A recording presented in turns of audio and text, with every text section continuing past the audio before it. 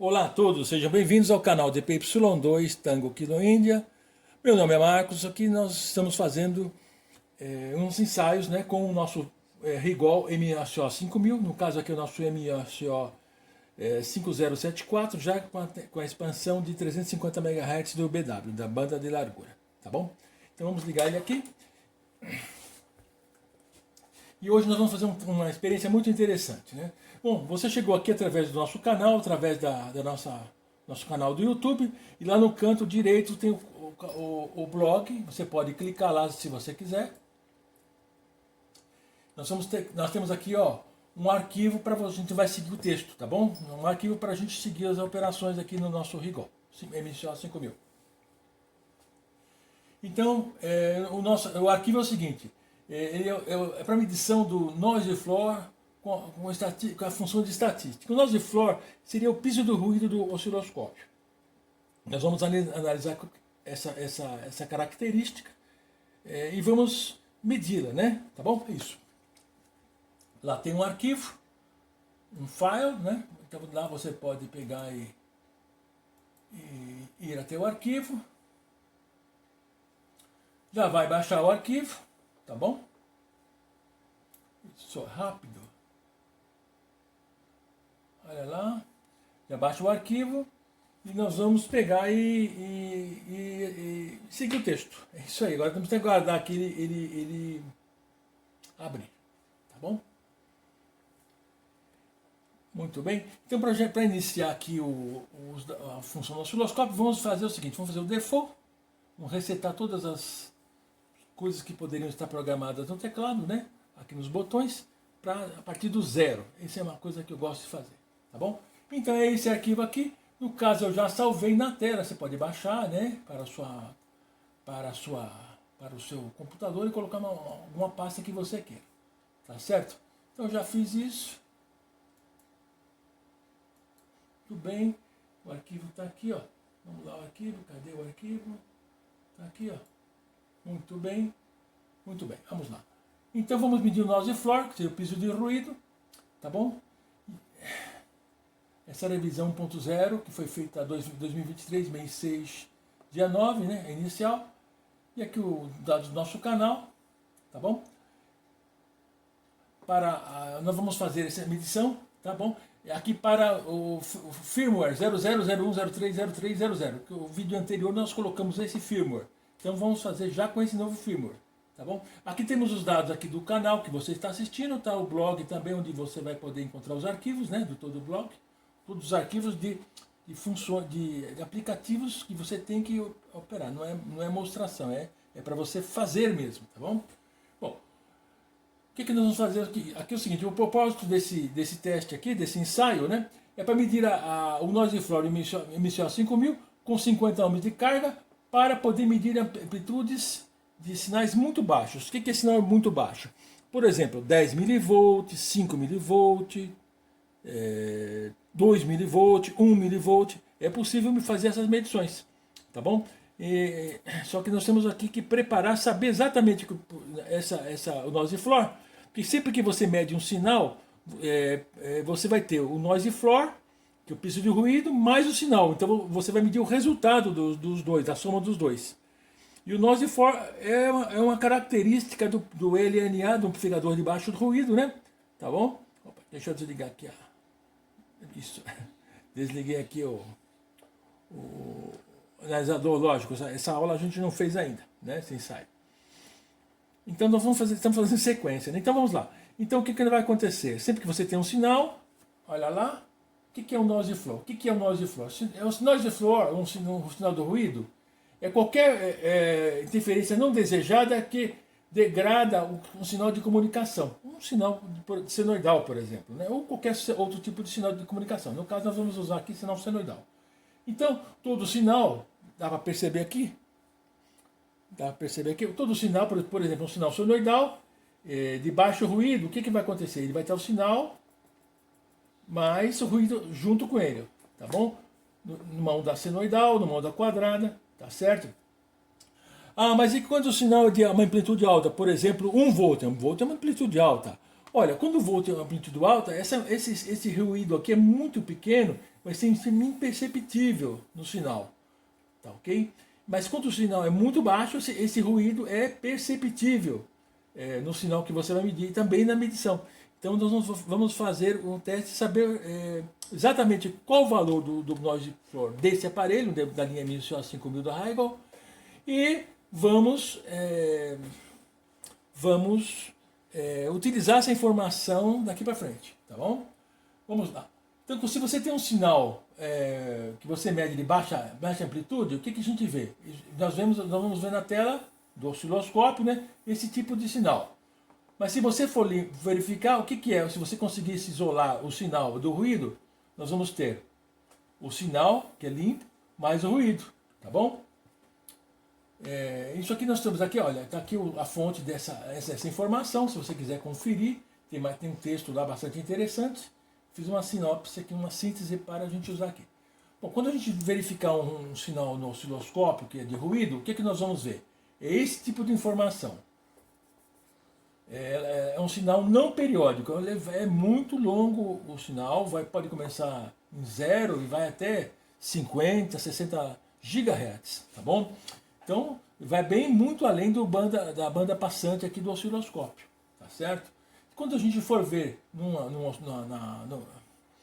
caso da FFT, o que nós vamos ver? Ou também no analisador de espectro, né? Nós vamos ver o piso do ruído, tá bom? E o sinal que você vai querer medir e o sinal de ruído. Veja bem uma coisa interessante. O sinal que você vai medir, ele é bem superior à amplitude dele ao sinal de piso de ruído.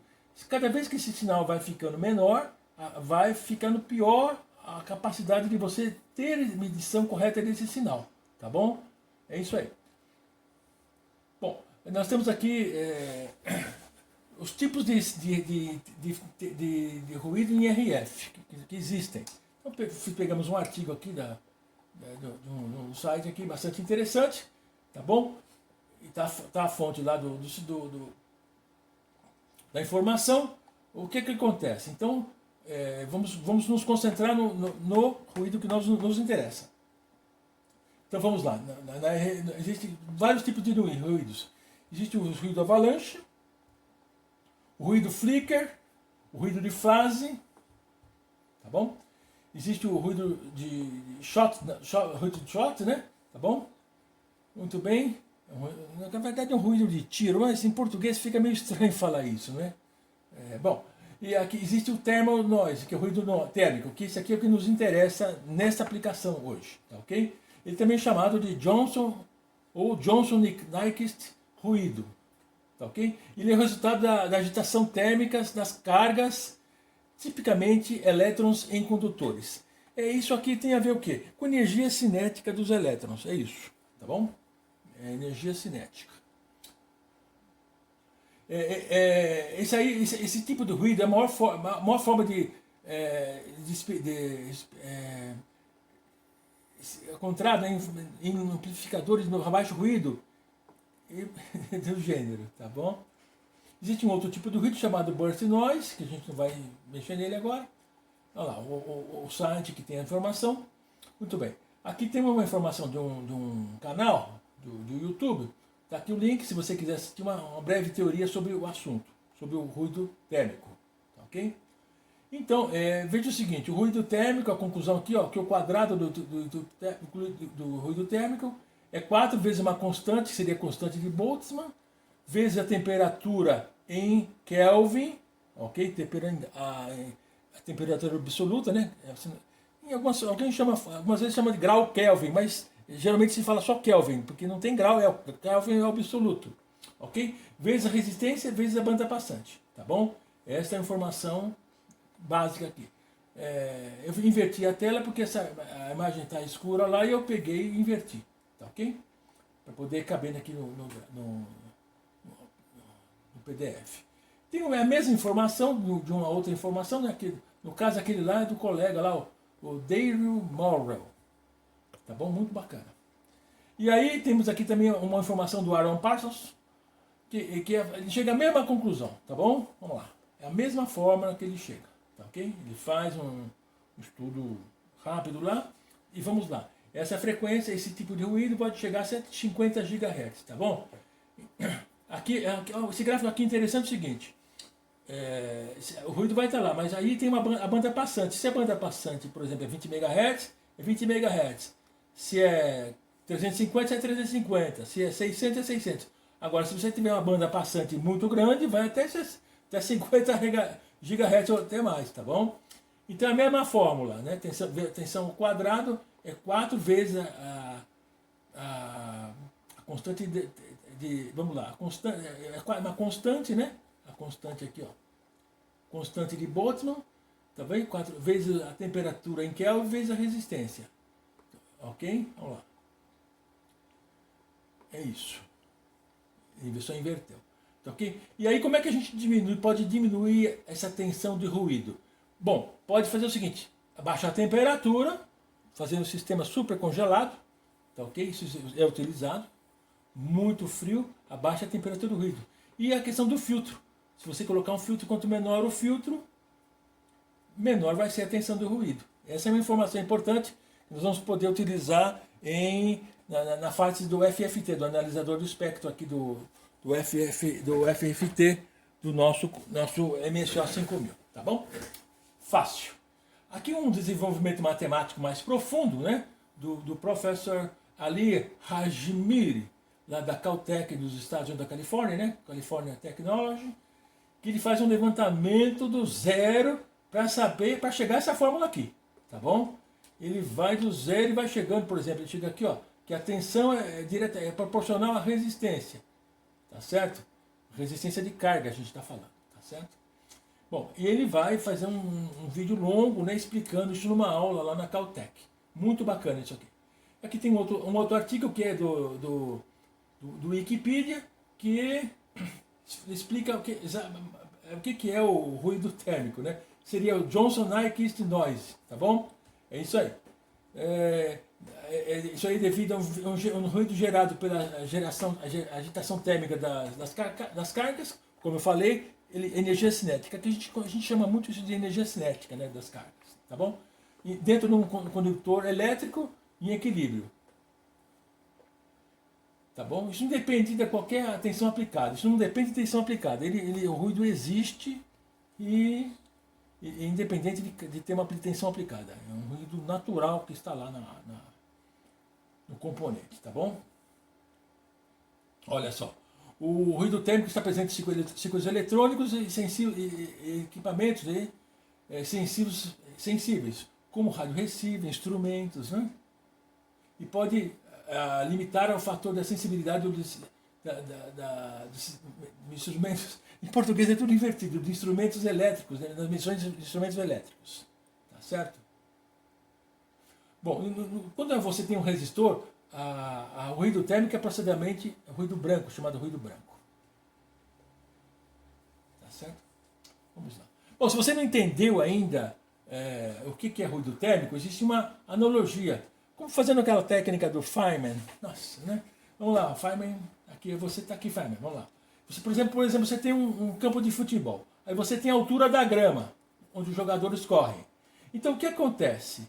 Dependendo da altura do jogador, nós vamos ter maior dificuldade de correr na grama. Quanto mais alto o jogador de futebol, por exemplo, melhor vai ser a relação do sinal em relação ao ruído. É isso. A grama lá você não controla a grama está lá. A grama é o noise floor, o piso de ruído. Tá bom? Essa é a analogia excelente. Tá aqui isso que eu falei, tá ok? Bom, veja bem, o noise floor, o jogador, né? O jogador, o que ele seria? Ele seria o que nós estamos vendo lá no início do sinal. O que a gente está vendo no sinal lá do espectro, né? Analisador do espectro. O sinal é o jogador, aqui é o ruído. Quanto menor o jogador, mais difícil vai ser essa medição aqui. Vai ser mais difícil você ter um número exato, próximo da realidade. Mas o que nós queremos é exatamente medir esse ponto aqui, ó, esse noise em tensão RMS, e fazer uma comparação aqui com o sinal desejado, né? E ver o que dá para medir, tá bom? Na verdade é o seguinte, na verdade uma boa medida é que você utilize 2 vezes o sinal, do sinal que você quer medir, 2 vezes superior ao noise floor. É isso. Isso seria uma boa medida, tá bom? Aqui uma coisa interessante, né? Para a gente fazer uma medição, como é que a gente faz a medição? A medição do noise floor, em osciloscópio, em DSO ou MSO, né? Ele é usado como chama noise floor. A mesma medida em analisador de espectro é o DANL, que é o Display Average Noise Level, ok? É a mesma coisa, um piso de ruído, tá bom? Aqui o Dr. Michael Simon, um engenheiro, né? Lá suporta da Rodel Schwartz, ele explica alguns detalhes aqui, tá bom? E tem aqui o link onde nós pegamos essa informação. Isso é uma coisa interessante para quê? Olha, o DANL, DANL em português, dependendo da frequência, aumenta com a frequência. Isso é importante. Conforme você vai aumentando a frequência, o ruído vai aumentando. É uma exponencial assim? Eu diria que é uma coisa logarítmica, vamos falar assim. Não é tão violento quanto uma exponencial, assim. É uma coisa assim, tá bom? E o instrumento não pode medir qualquer tensão de entrada, né? Qualquer sinal que é inferior a esse nível de ruído. Nós já falamos lá do campo de futebol. Exatamente. Se o jogador for dessa altura, ele consegue medir. Se o jogador tiver aqui igual ou menor aqui piso do ruído, ele vai estar no meio da grama. O instrumento vai medir o que? A grama. O jogador está escondido aqui dentro. É isso. Entendeu? Deu para entender? Muito bem. Isso é o piso do ruído. O piso do ruído não dá para esquecer. Por que eu estou vendo isso aí? É importante? É importante para quê? Para que você medir sinais de baixo ruído em instrumentos de radiocomunicação, tá bom? Rádio de comunicação, sinais de geradores, né? Que é o nosso caso aqui, rádio amador, nós mexemos o quê? Com sinais de comunicação, sinais de baixa amplitude dos equipamentos de rádio, tá certo? Bom, aí nós fizemos aqui, achamos uma coisa interessante, né? Aqui é o seguinte, vamos lá, que a resolução da banda passante, o RBW, e tem o VDBW também, do vídeo largura de banda de vídeo. Bom, uma coisa interessante aqui é quanto menor a banda passante, menor será o ruído, ok? E na saída do sinal. Isso é importante, essa informação é importante para a gente usar no FFT. Diminuir a banda passante para melhorar o sinal ser medido, tá bom? No FFT a gente muda a largura da banda. Tem um artigo interessante que eu encontrei na internet, no caso no YouTube, né, que fala sobre a medição de ruído de fundo, piso de ruído, né, em qualquer osciloscópio. Como medir? É um artigo feito aqui pela Rodel Schwartz, para o modelo RTM 3000, tá bom? Tá lá. Aqui você vai ter o link. Nós vamos usar essa informação e vamos fazer o nosso experimento aqui, nosso teste, semelhante ao que a Rodel Schwartz fez. Okay? No caso, o RTM 3000 é um equipamento de uma classe superior aqui ao MSO 5064. Bom, o que é uma classe superior? É um equipamento muito mais elaborado, que custa muito mais caro. No caso, aquele lá, RTM 3000 custa 10 vezes o que custa um MSO 5000. Por quê? Porque tem mais eletrônica mais apurada, mais sofisticada, e também o fabricante precisa ganhar, correto? Então vamos lá. E também é o seguinte, o nosso aqui, o MSO 5000 é 8 bits, o RTM 3000, né, a linha RTM 3000 é uma família, né? É 10 bits, ele vai no máximo até 1 GHz, a banda passante. Existem várias bandas passantes e vários preços, tá bom?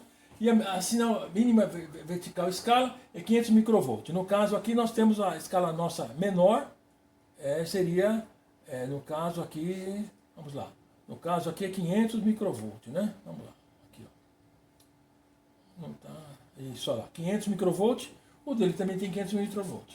Ele fala lá que o aparelho dele é no noise floor, baixo ruído de fundo, o baixo piso de ruído, tá bom? Noise floor é mais ou menos isso aqui, dá pra ver. A gente não pediu para ele existir, mas ele existe independente de a gente querer. E aí, veja o seguinte, a gente está usando aqui, no caso nós vamos usar aqui, aquela nossa famosa carga de 50 ohms para medir aqui nos 50 ohms, para não haja nenhuma indução de sinal ali, tá bom? Vamos aqui encerrar aqui com o Rod Schwartz. Vamos falar o seguinte, vamos começar no próximo vídeo, falar aqui a partir daqui do Rod Schwartz. Vamos lá então.